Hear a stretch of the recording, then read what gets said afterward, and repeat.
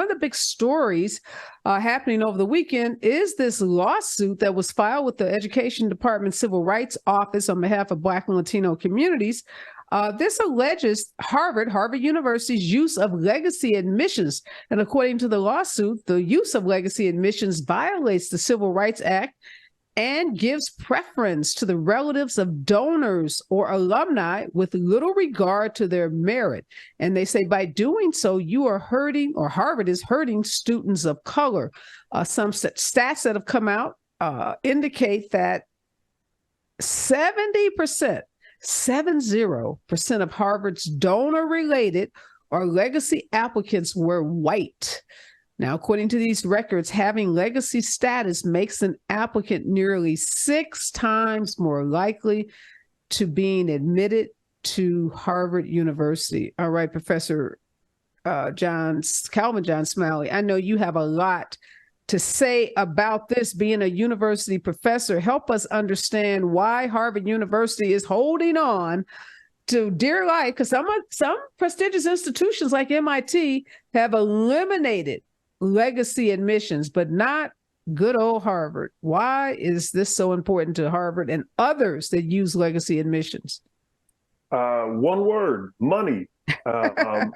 Harvard, like a lot of the other elite institutions in America, have huge endowments, billion-dollar plus endowments. I mean, multiple billions of dollars of endowment money that comes from alumni, corporations, and other channels. And there's a real fear that if they do not let in legacies or other prominent figures, then that can diminish. You know, my thing is, I teach at City University of New York. It's a public institution. It's the City of New York's public institution. We educate collectively 250,000 New Yorkers. Many of our students are first-generation college, first-generation American. We have everything from traditional age students, ages 18 to 22, to non-traditional students, to folks who were retired in some career and came back, to justice-impacted folks. And that's why I love being here. The messy and really horrible, disgusting history of Harvard is that it was founded based on the triangle trade, which was slave money. And so, you know, I always find it really interesting how we uphold such institutions that were literally founded upon the blood money of the institution of slavery. So, you know, my answer is we need to just move away from Harvard, in all honesty, and move to more public institutions. And that's where our focus is. Oh, my God, I'd have to burn that diploma, Professor. Well, it's not retroactive. It's proactive. Oh, okay, good.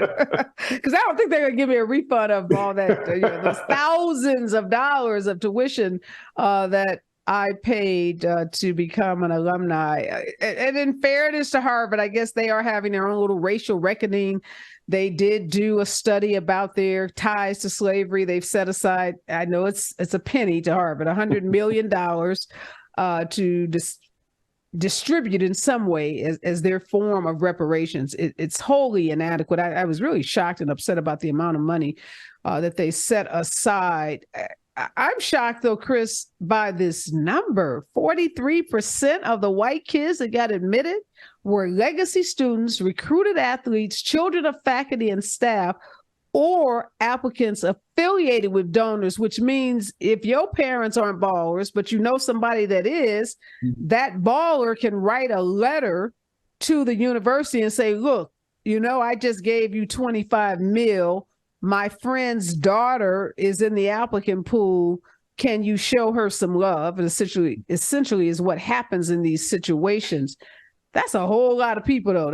43% of the white kids are there because of some hookup.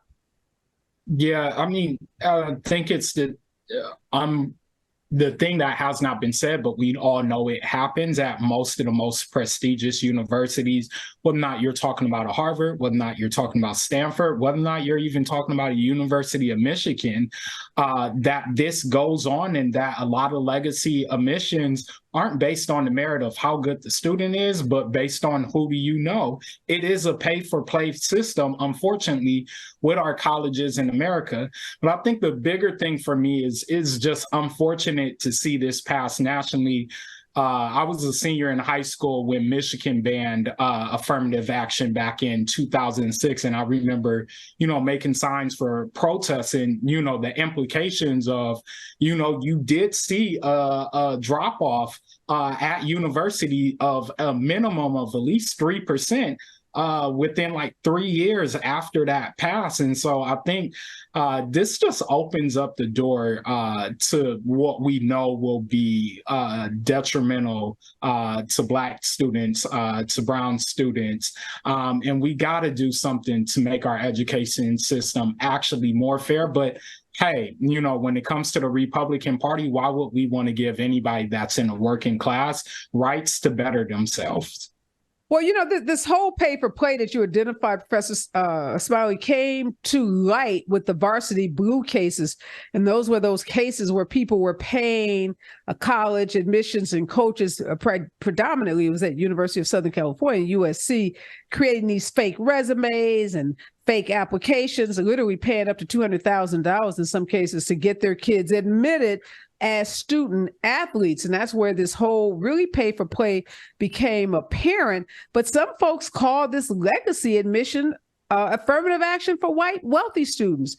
We don't often think about or talk about the advantage that they get. So with the Supreme Court's ruling last week, prohibiting the use of race in college admissions, why is it that I can consider your wealth, and 70% of these wealthy people are white, but yet I can't consider your race if you are a minority student applying? It just seems so hypocritical, and it seems really to punish minority students and to give white students, and how dare white students look down on or try to somehow cast aspersions on minority students like, oh, you got here because of affirmative action.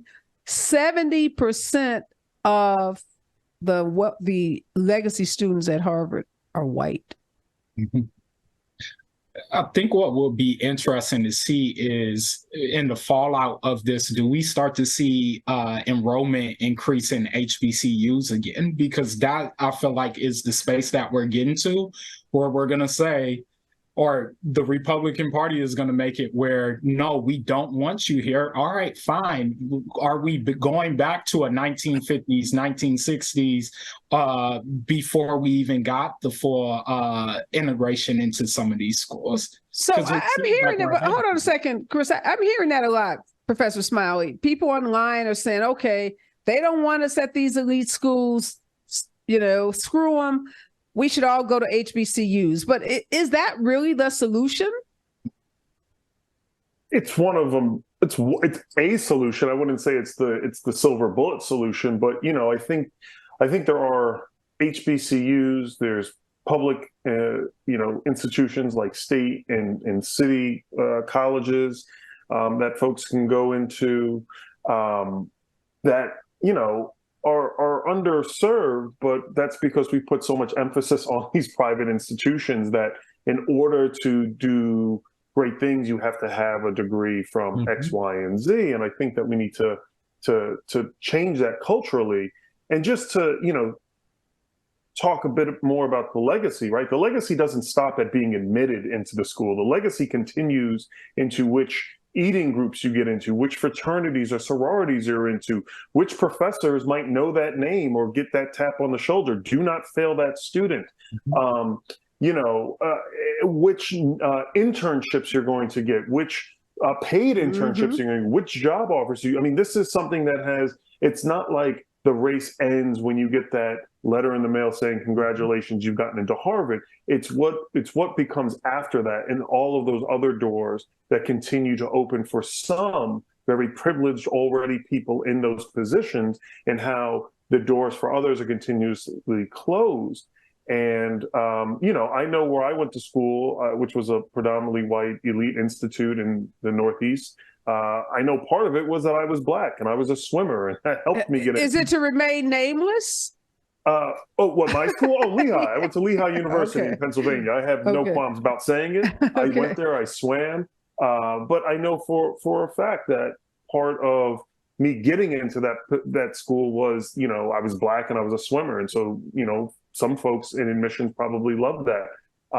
But I don't care what other people think about what I do in that sense, right? So if someone thought, oh, well, Calvin's only here for affirmative action, that's their problem, not mine. I knew what I was capable of. I know what my Black peers were capable of, and other peers of color and working class folks. So, that seems to be a their problem, not a my problem. I'm so glad you mentioned that the legacy doesn't stop with admissions, that it carries on. I was watching a TV show, and a white student was at a fraternity party, and they were saying, well, we don't want you in this fraternity. He said, so what? I'm a legacy in 4 other fraternities. So that's true. Fraternities, jobs, internships, jobs on campus, all kinds of things happen because you are a legacy that don't happen.